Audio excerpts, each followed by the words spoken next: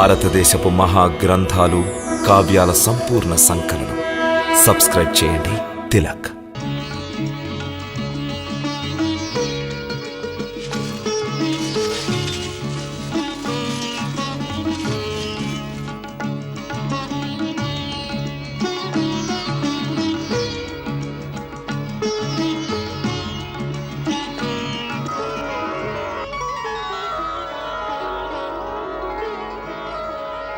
దుర్యోధన, మేము నీ పట్ల ప్రసన్నులమైనాం. ద్వారక్కు వెళ్ళడానికి ముందు నీవు కోరిన వరం ఇవ్వదలుచుకున్నావు. తమరు మా అల్లుడికి అమూల్యమైన విద్యనే దానం చేశారు. ఎంతకంటే ఏం కావాలి? మామగారు, విద్యాదానం ఎప్పుడు యోగ్యత గల విద్యార్థికే చెయ్యాలి. దుర్యోధన, మేము నీ యోగ్యతా వినమ్రతలకు మహాప్రసన్నులమైనాం. అందుకే మేము నీవు కోరిన వరాన్ని ఇవ్వదలుచుకున్నాం. చెప్పు, నీ కోరికేమిటో? మేము దానిని అవశ్యం నెరవేరుస్తాం. దుర్యోధన, మా ఎడల సందేహం దేనికి? ఏమీ లేదు బలదేవా, అడగటానికి అల్లుడు మొహమాట పడుతున్నాడు.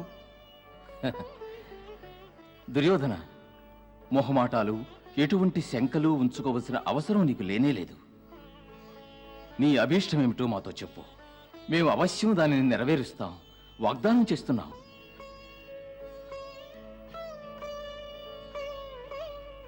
మామగారు, తమరే వారికి విన్నవించండి.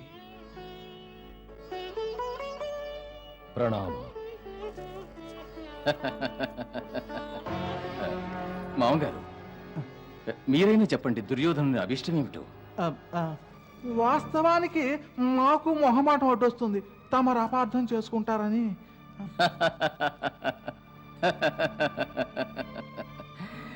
సంశయిస్తారేమిటి మామగారు? ముందు విషయం ఏమిటో మాకు తెలియజేయండి. ముమ్మాటికి మేము అపార్థం చేసుకోం.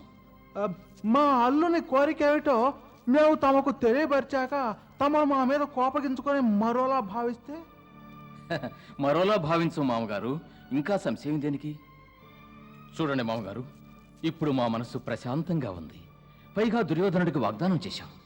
చెప్పండి, దుర్యోధనుడు మా నుంచి ఏం కోరుకుంటున్నాడు? ఏనుగుల, అశ్వాల, అక్షోహిణుల సైన్యమా? చెప్పండి, ఏం కోరుకుంటున్నాడు?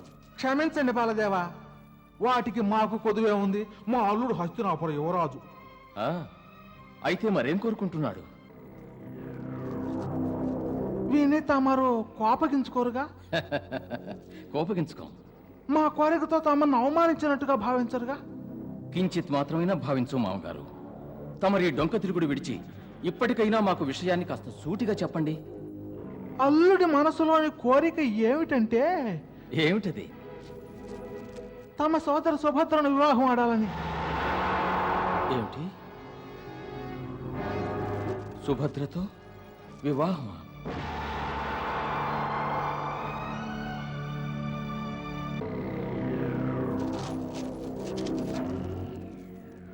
కౌరవ కులం గురించి తమ దగ్గర ప్రస్తావించవలసిన అవసరం ఏముంది?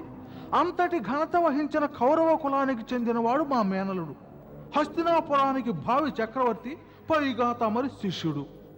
ఇంకొక ముఖ్య విషయం ఏమిటంటే అతన్ని ఉత్తమ శ్రేణి గదాయోధునిగా తీర్చిదిద్దిన వారు తమరు. ఇక యాదవ కులం, కౌరవ కులం వియ్యమందాయంటే ఈ భరతఖండంలో కొత్త శకం ప్రారంభం అవుతుంది.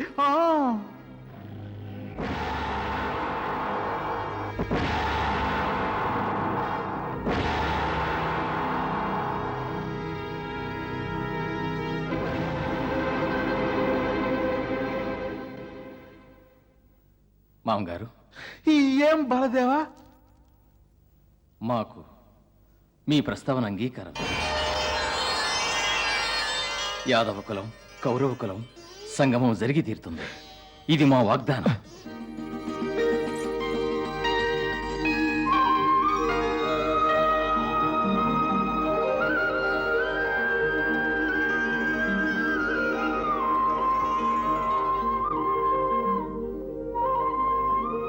ప్రణామం నాథ. పరంధామా, ఏ లోకాలలో సంచరిస్తున్నారు? తమరు కాస్త పుడమికి వేంచేయండి. చెప్పాల్సిందేమైనా ఉందా? నాథ, మేము విన్నవించేదొక్కటి. మిగిలిన లోకాలన్నీ సుఖ సంతోషాలతో ఉన్నాయి. ప్రస్తుతం వాటి చింత వదిలి ఈ భూలోకం గురించి ఆలోచించండి. ఇక్కడి సమస్యలకు పరిష్కార మార్గాన్ని సూచించండి స్వామి. పృథ్వీలోకంలో సమస్యలేమున్నాయి దేవి? పృథ్వీలోకమున ద్వారకా నగరమున్నది.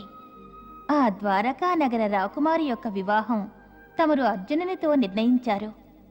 ఆ, ఇప్పుడేమైంది? ఏమైనదా? వివాహం నిశ్చయించారు, కానీ వివాహానికి సన్నాహములు చేయనవసరం లేదా? జరుగనున్నది ద్వారకా రాకుమారి వివాహం కదా.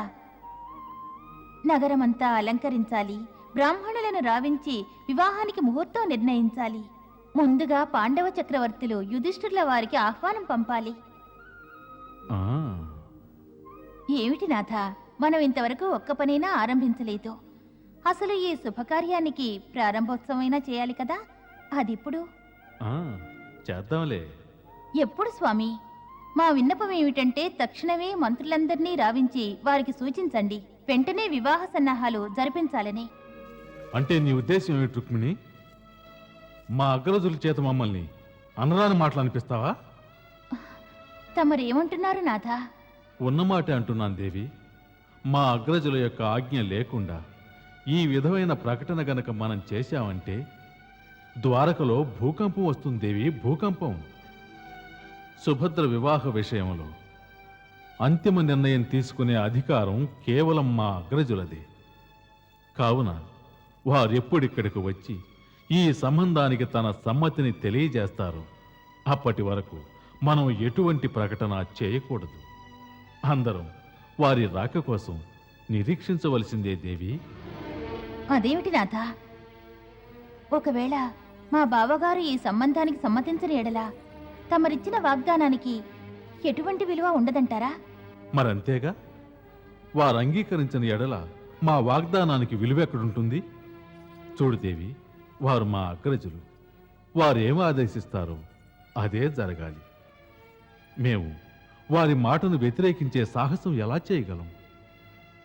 ఒకవేళ వారు అర్జునునితో యుద్ధం చేయమంటే చేస్తారా? సందేహమేముంది? తప్పకుండా చేస్తాను దేవి. అయితే తమ అగ్రజులకు ఇంతగా భయపడేవారు అర్జునునితో సుభద్రకు వివాహాన్ని జరిపిస్తానని వాగ్దానం ఎందుకు చేశారు? వారికి నమ్మకం కలిగించాం కనుకనే వారి వివాహం జరుగుతుంది, జరిగి తీరుతుంది. ఎప్పుడు, ఎలా? ఎలా అంటే దీని విధే నిశ్చయం చేసింది. మేము నీతో ఇంతకు ముందే వచించాం. సుభద్ర సంతానంలోనే పాండవ వంశపు భావి రాజు జన్మిస్తాడని. కనుక వారి వివాహం అవశ్యం జరుగుతుంది. ఇది ఆ విధాత యొక్క లిఖితం. అదే విధి విధానం కూడా. ఇక మా కర్తవ్య పాలన గురించి చెప్పాలంటే మా కర్తవ్యం కూడా అదే. మేము మా అగ్రజుని యొక్క ఆజ్ఞలను పాటించటమే మా యొక్క ధర్మం. వారు ఆదేశిస్తే తప్పకుండా అర్జునునితో యుద్ధం చేస్తాం. మేము మా అగ్రజుల పట్ల నిర్వహించవలసిన ధర్మాన్ని ఎప్పటికీ అతిక్రమించలేము. బలరామాగ్రజులు ఆజ్ఞాపిస్తే తమరు అర్జునునితో యుద్ధం చేస్తారు. ఒక వంక సోదరి సుభద్రకు అర్జునునికి వివాహం జరుగుతుందంటున్నారు. తమరి మాటలు, తమ లీలలు అర్థం చేసుకోవడానికి యత్నిస్తే మతి చెలిస్తుంది. ప్రణామాలు స్వామి, తమకు శతకోటి వందనాలు.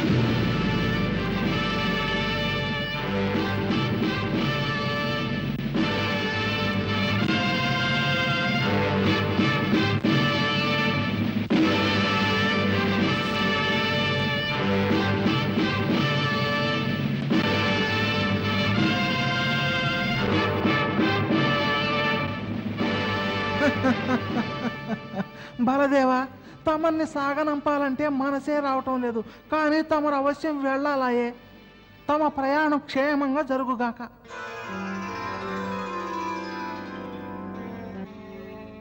శకుని మామ, ఇవన్నీ ఏమిటి? అబ్బే, ఏమున్నాయి బలదేవా, ఏమీ లేవు. హస్తినాపుర రాజ్యం ద్వారకా రాజ్యానికి ఇచ్చే చిరుక అనుకలు.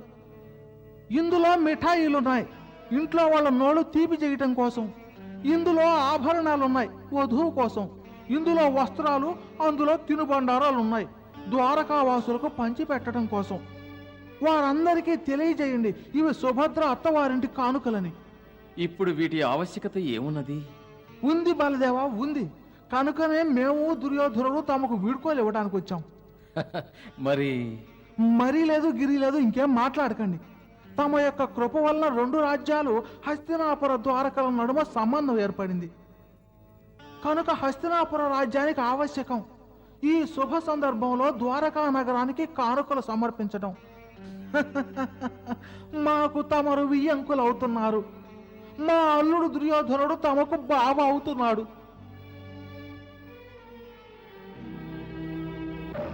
అటువంటప్పుడు ద్వారకావాసులు ఏమనుకుంటారు?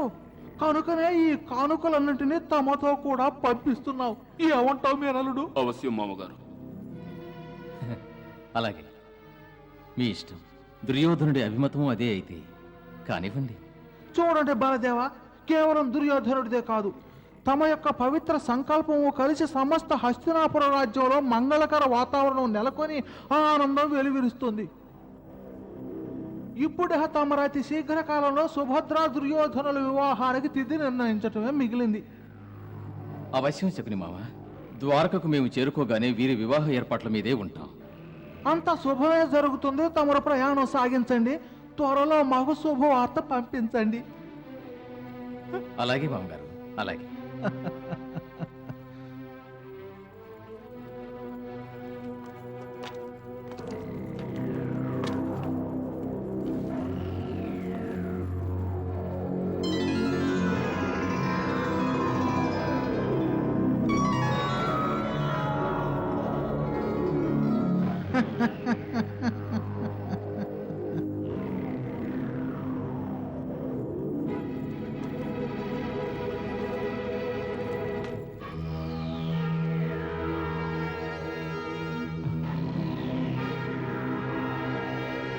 పదసారథి,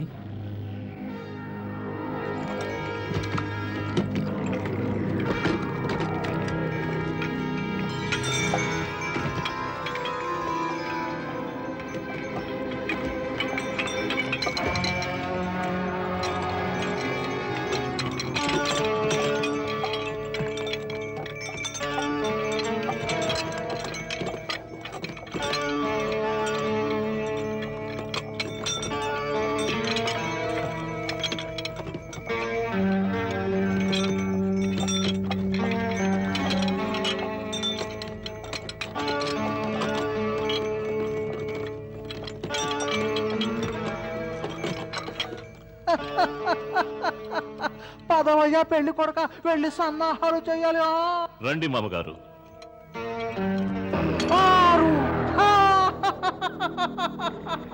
1 2 3 4 5 6. భలే భలే మామగారు.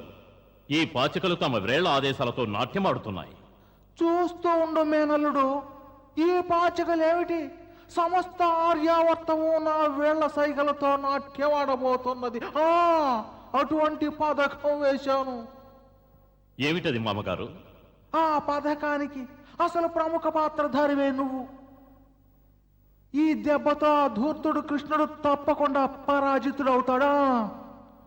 పథకానికి శుభాచరణ కూడా ప్రారంభమైంది. ఇక నువ్వు ఆనంద విహారాల్లో తేలియాడలుడు. ఆనంద విహారాల?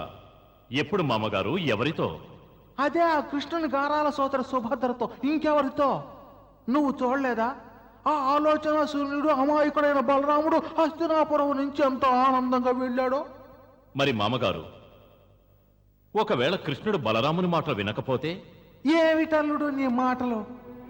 ఈ విషయంలో కృష్ణుడు బలరాముని మాటలు గనక వినలేదంటే ద్వారకంతా అతలాకుతలం అవుతుంది. నీకు తప్పకుండా సుభద్ర దక్కుతుంది మేనలుడు, దక్కుతుంది.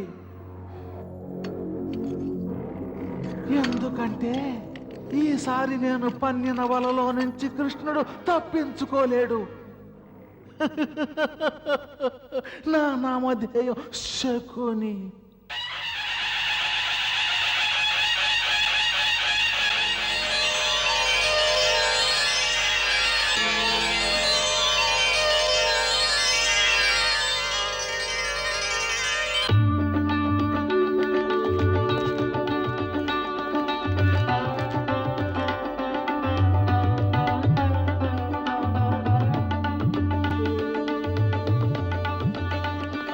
కృష్ణయ్య, అగ్రజ. రా కృష్ణయ్య, ఎలా ఉన్నావు?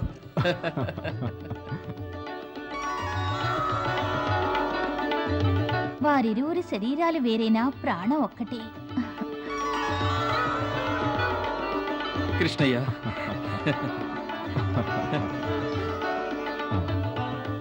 అగ్రజ, ఎలా ఉన్నారు? నువ్వెలా ఉన్నావు కృష్ణయ్య? కుశలమే.